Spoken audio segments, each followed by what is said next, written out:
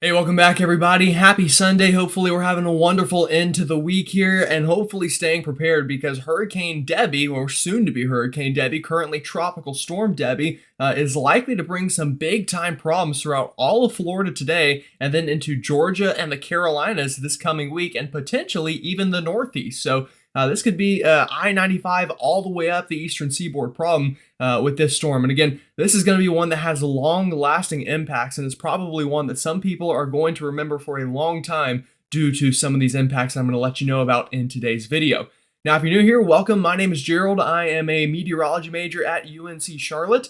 And my goal here is to bring you the latest information on these storm systems to keep you up to date with the ever-changing environment here with this storm. And the forecast has already changed since last night. So again, a very fluid situation here. And I've got all the latest information for you here. Now, if you haven't already subscribed, please do so and like the video. Also, please comment. Let me know where you're watching from. I promise I will get to last night's comments. There were a lot of them, and I'm sure there will be more on this one as well. So just work with me here, but I do promise I read all of them, and I'll try my best to respond to all of them as well.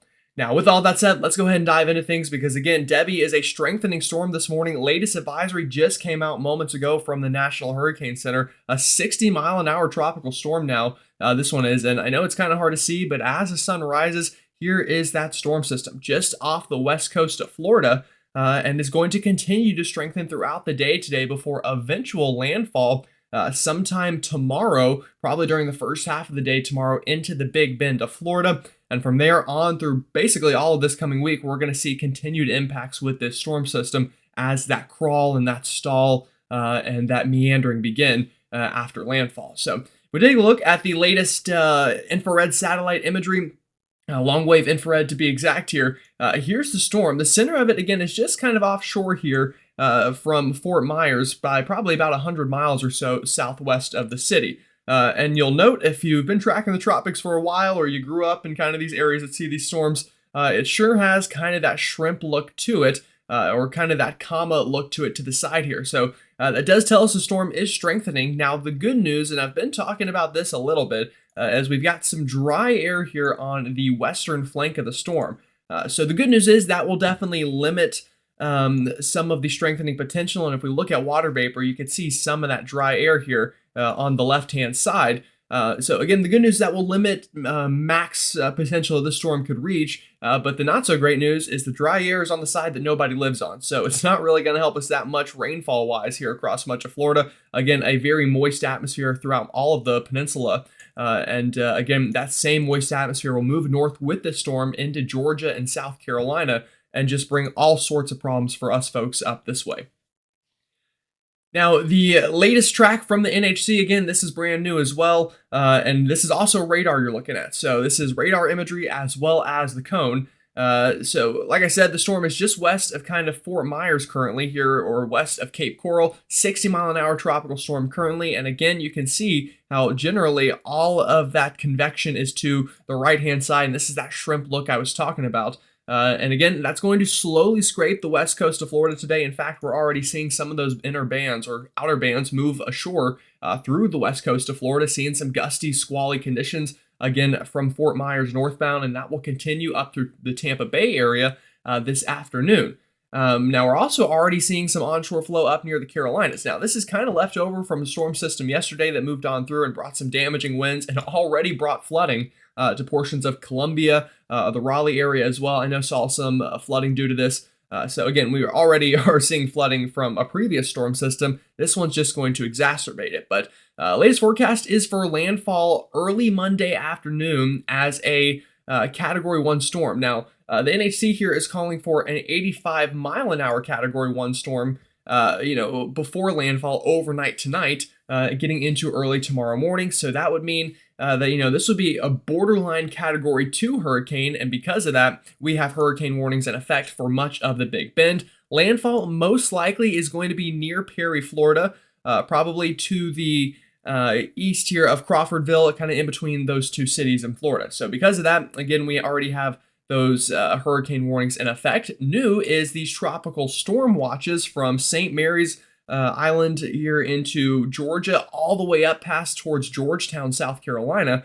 So again, these are new due to expected tropical storm conditions relatively soon, as early as tomorrow evening, potentially. Also, latest forecast is for a tropical storm again to move over South Georgia, re-strengthen somewhat. Now, how much is still a big question, but re-strengthen somewhat over the Atlantic, and then make another landfall into South Carolina sometime Thursday, whether that be during the early morning hours or during the afternoon hours. Again, details to be ironed out there. And then after that, moving up into the Carolinas as a tropical storm before eventually likely just dissipating. But just because the wind dissipates doesn't mean the impacts will. We'll probably still see, or definitely we'll see, ongoing flooding concerns and some severe weather concerns as well as the storm stalls out over those regions. So again, that's the latest track. Not much has changed from yesterday track-wise, but intensity-wise, again, we've bumped up those numbers. And our spaghetti models agree with that. Again, same general idea here, landfall into the Big Bend, meandering over the Florida-Georgia line before eventually exiting back out over the Atlantic for a moment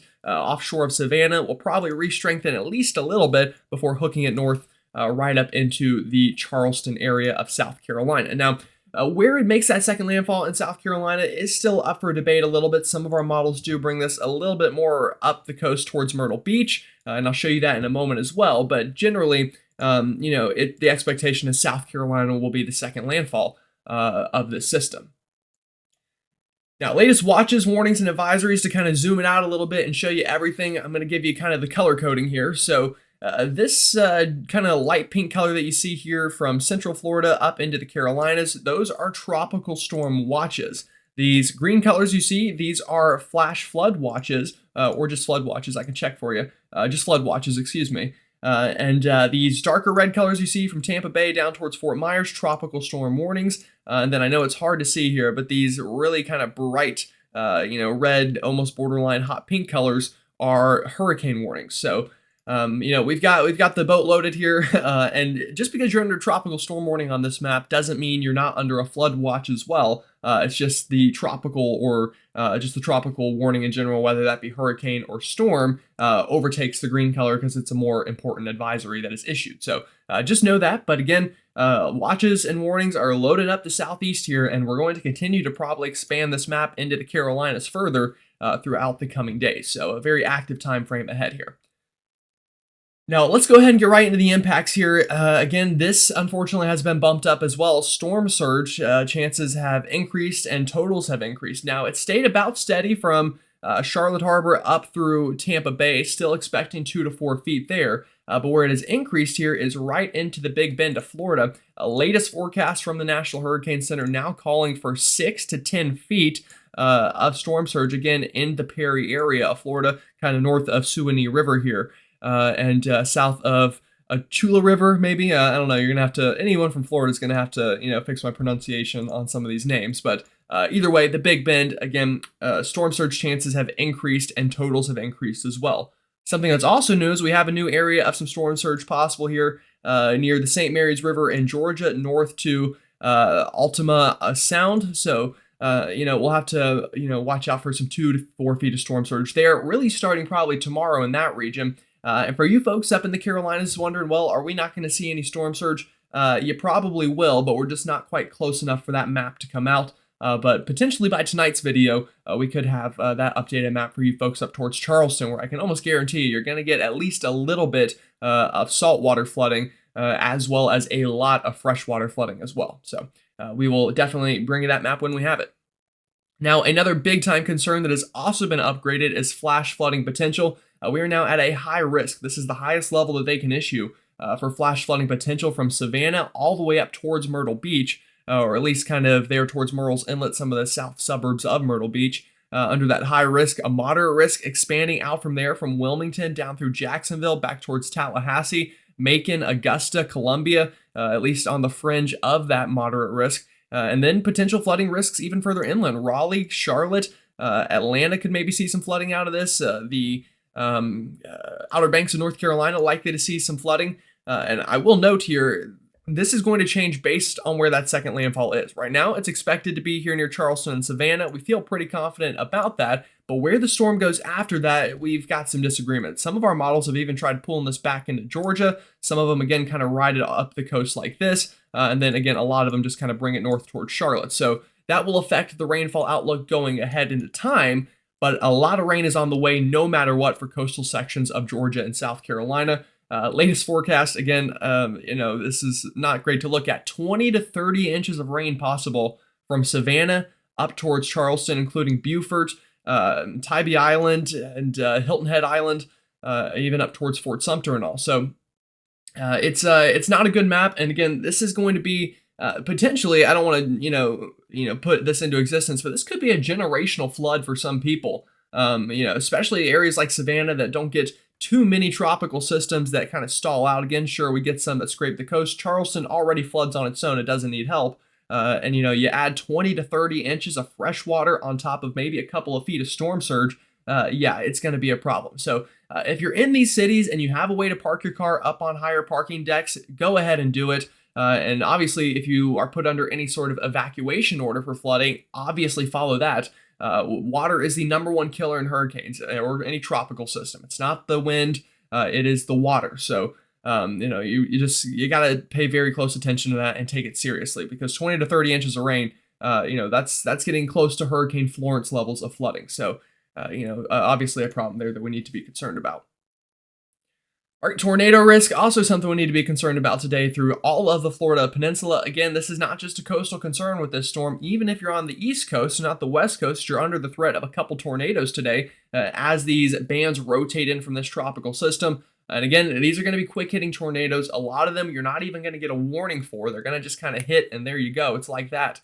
If there's any kind of band moving through, just go ahead, play it safe, stay inside. You don't want to risk being caught out in something that you don't know is coming. But again, 5% chance of a tornado within a 25-mile radius. That's a level 2 here out of, well, I guess there's a lot of levels, but either way, just know that this is a notable risk for tornadoes up through the entire peninsula of Florida and even into South Georgia this evening and overnight tonight. Tomorrow, we'll do it all again. Another 5% here. I know this map is a little zoomed out, but Savannah through Jacksonville, Orlando, Tampa, even up towards Charleston, Tallahassee, all of these major cities could see a couple tornadoes tomorrow as well. So that's going to be something we need to watch out for with this storm system. All right, let's go ahead and run you through the latest forecast here. This is from our high resolution rapid refresh model. And then we'll take a look at wind speeds, and then we will kind of zoom out a little bit, look at the southeast as a whole and not just so much Florida and Georgia. And then we'll take a look at some more spaghetti models and take a look at the northeast and kind of wrap things up. So here we go. This is today. Again, here's Debby. She's strengthening on approach. And notice all of these bands that are, again, rotating in from the Gulf of Mexico, even some rotating in off the Atlantic here on the Atlantic coast. Any of these could produce a tornado at any time. So, just be prepared for that. Also, winds are going to be increasing throughout the day. Flooding threat will be increasing throughout the day. And this gets us to about sunset tonight. Again, the entire peninsula of Florida is seeing these rotating rain bands in. You'll get breaks in between. It won't be raining the entire time, at least further inland now at the coast. It very well may be raining the entire time, but we'll get band after band after band to kind of rotate in here.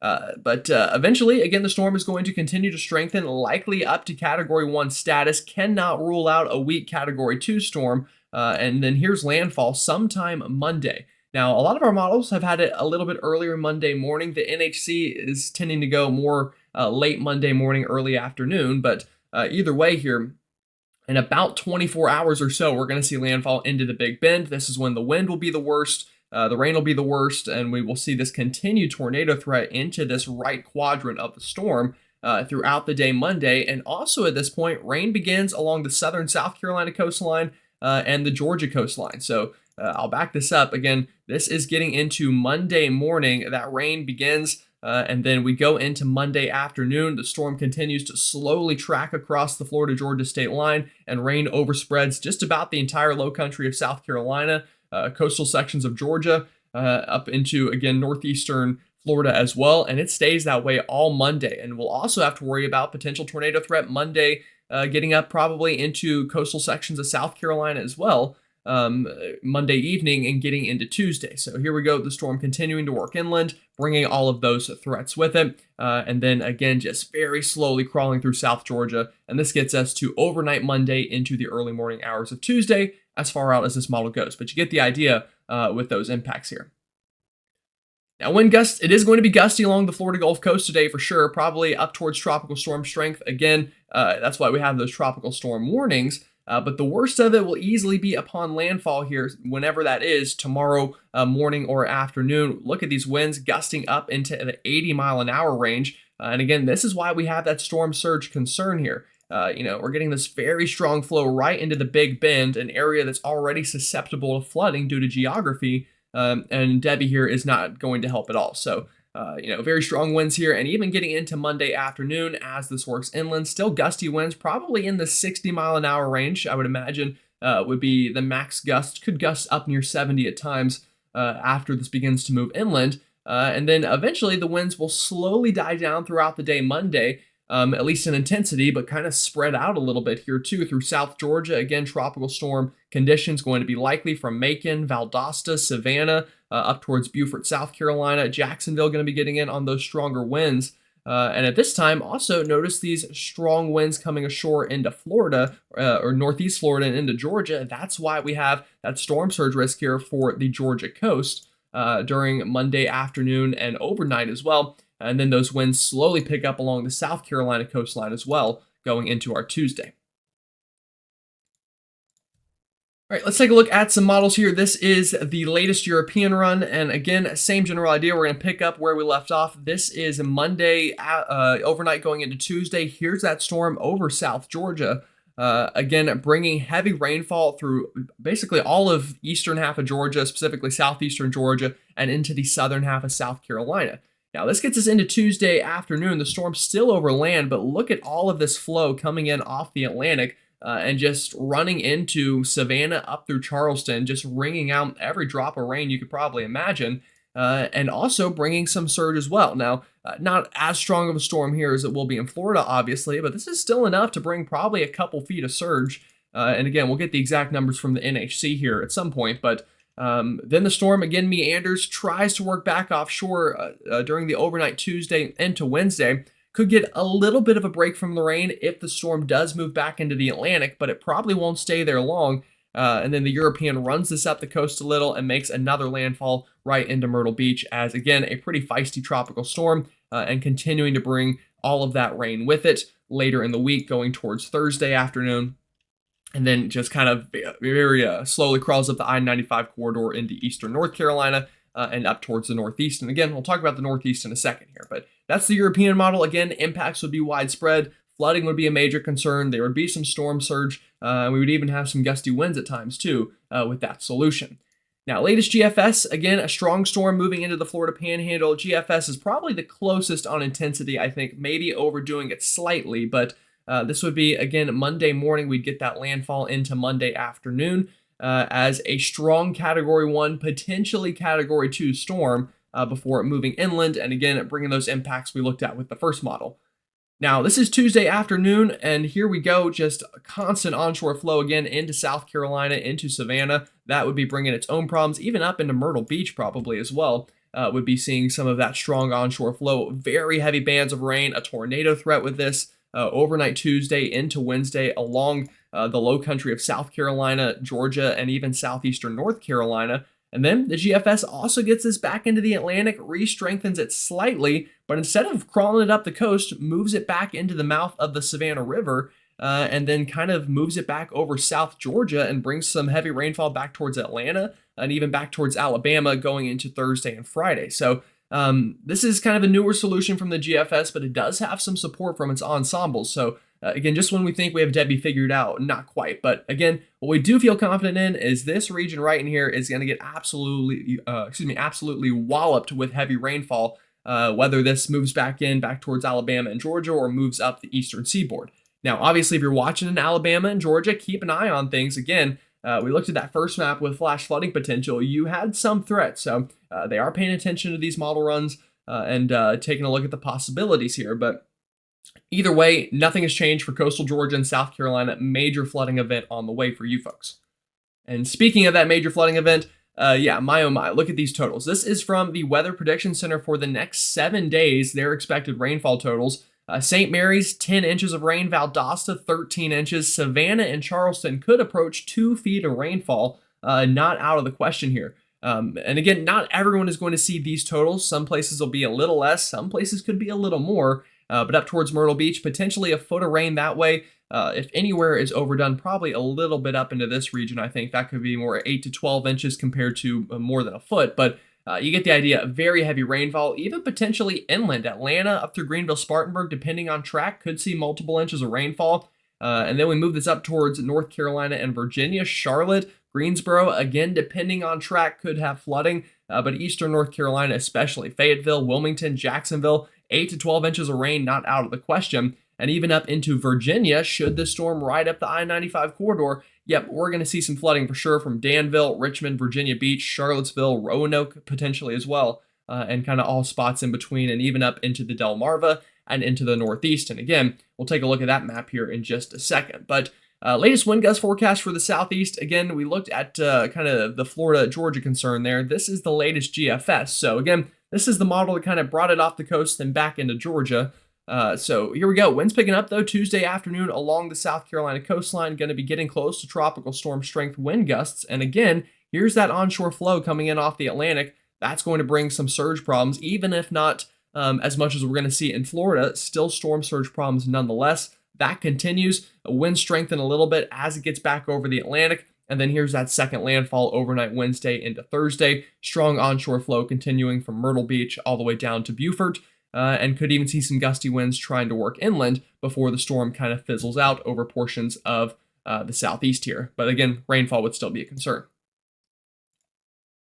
All right, so now let's talk about the folks in the Northeast a little bit. I know we've got plenty of people watching from up there who are probably wondering, well, is this going to be my problem as well? Well, we take a look at the latest GFS model, and again, this is the one that brought it back into Georgia and kind of killed it over the Southeast. So in that case, it wouldn't be so much a Northeast problem, but we're wondering, well, why is that? So here we go, latest GFS. This is Wednesday morning, overnight Tuesday. Here's our storm just off the Southeast coastline, and we do have a trough to the north up near the Northeast that could potentially pull it up the eastern seaboard and bring those impacts to you folks. But the GFS thinks there's not quite enough of a connection between them. The storm stalls out, and then we get this kind of ridge to build back in and just trap it over the Southeast. So that's the GFS solution, and that would get us all the way to this coming weekend before an actual trough would move on through more than a week out from now. That would finally pick up the storm and bring it up to you guys. But that's just one solution. We take a look at the European. Again, same general idea here, but remember the European, instead of just slamming this back into Georgia,